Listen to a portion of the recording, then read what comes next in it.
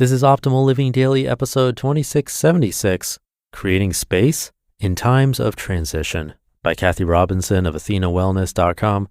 And I'm Justin Malik, your personal narrator, reading to you every day, hoping to help both you and me find a little more happiness, inspiration, and motivation in our day. So with that, let's get right to our next article and continue optimizing your life. Creating Space in Times of Transition by Robinson of Athena Wellness.com. I've been reflecting on a conversation I had with a friend recently. We both feel an undercurrent of change in our individual personal lives and in the world at large. It's almost as if we're on the edge of a big shift. A number of our loved ones and friends are undergoing big life transitions, some even navigating their end-of-life journey. So there's a lot of movement underfoot. It's real, it's sobering, and it's life. In my younger years, my natural reaction in times like these would have been to hold on tight, to control outcomes as much as possible, and to batten down the hatches in anticipation of rough weather. But this time, I find myself doing the opposite with a focus on letting go of long-term plans, of things that no longer serve, and of old habits. It's not that I don't have a compelling life vision that I'm excited about. I do, and I'm excited about the years ahead. But how I get there and when I get there hold much less importance. Sometimes it takes the bittersweet experience of seeing your father age or your friend prepare to leave this physical plane to bring things into perspective in your own life.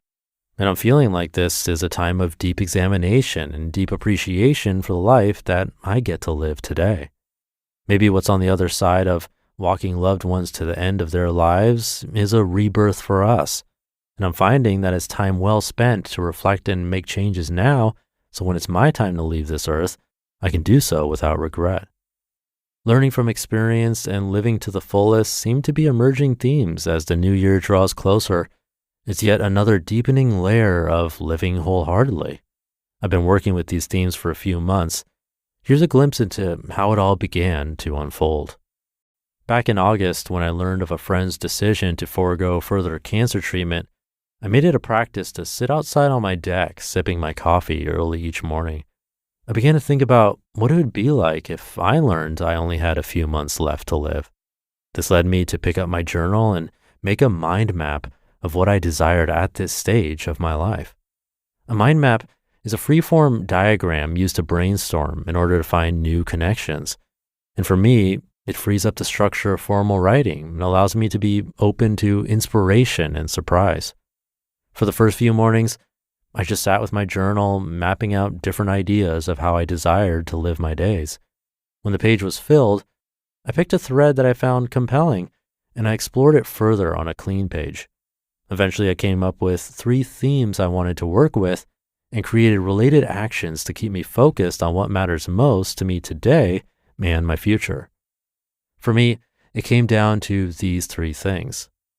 Number 1, the purpose of life, which is exemplified by love through honoring the depth and sacredness of relationship with ourselves, with others, with spirit, and with the natural world. Number 2, the fuel of life, which is exemplified by creativity through honoring the full expression of the self and who I'm meant to be in this world.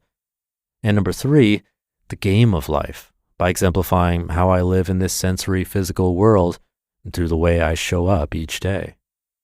And here are the 3 things that I can do in relation to these things that matter to me. Number 1, for purpose or love, I can practice presence, kindness, and love to myself and others. Number 2, for fuel or creativity, I can continuously fill my well of creative inspiration. And number 3, for the game of life or manifestation, I can have fun moving the game piece forward each day. What this exercise showed me was that no matter the challenge, it's about keeping perspective and a light spirit in facing it. And what I'm finding is I want to clear out as much of the physical, mental, and emotional noise and clutter that no longer serves where I'm headed to create space in my life for what truly adds meaning and value. And creating space is the first step on the path of moving from type A to type B. Here's my invitation for you. Explore what you most desire and create space for it. Here are the 5 steps that I followed. Number 1, set aside a bit of time to go to your favorite place with a journal. Maybe it's somewhere in your house, a local cafe, or a drive to a place with a wonderful view.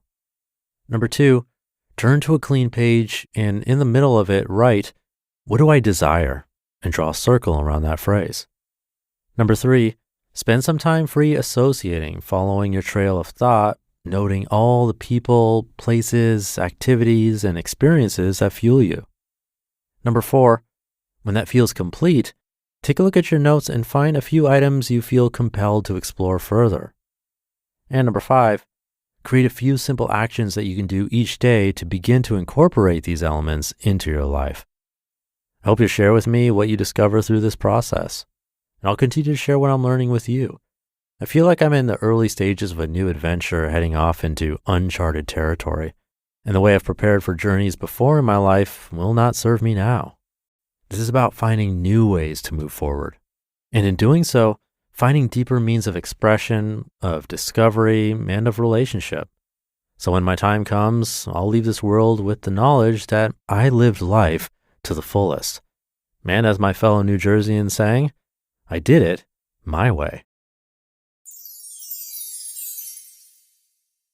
You just listened to the post titled Creating Space in Times of Transition by Kathy Robinson of AthenaWellness.com. Thank you to Kathy. A great reminder. I think the 2020 decade likely brought about this sort of thinking for most of us. Things changed so quickly in a blink of an eye. The world was very different at the beginning of 2020, and it made all of us rethink and re-examine our lives. It put us into a time of transition, whether we wanted it or not. And as unfortunate as it is to deal with the loss of a loved one, we can turn it into a moment of appreciation for what we do have, even if we're not in the best place ourselves. It's also something that we don't get to decide, but what we do get to decide is our reaction to those inevitable events and trying to learn from them and make the best of them.